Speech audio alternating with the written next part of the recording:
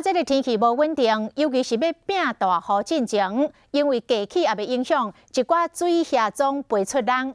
南投最近这2天，不管是日时也则是暗时，大量的水下吸赢飞，这个拼岛甲涂骹满拢是水下，拍都拍袂了，甚至有店家因为安尼无法度做生意，只好是提早来收工关门。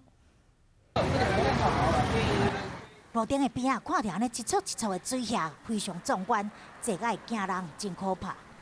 你看有坐无？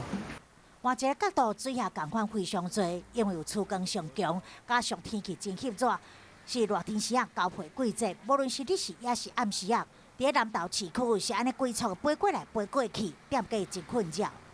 火拢爱切掉，袂使开。安尼哦。兼食你拢免做，你若火开咧，拢飞委婉的。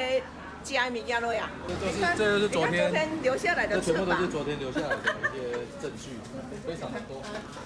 水下组织伫看板顶面街路上，尤其是这间国小的边啊，大雨过了后，佫愈明显，民众怀疑是校园内有真侪树啊，有真侪草啊，形成水下假的环境，希望市府会当帮忙。因为学校不是属于我们自工所管啊，它是属于县政府的。 我们会跟学校建议啊，是不是说，请把这些树木啊，或者是而且现在也是要台风季了哈，来修剪一下。专家认为，这水下伫这时间应该是数量达到8号点，只要山这附近的下修，估计1、2礼拜时间就会当关闭。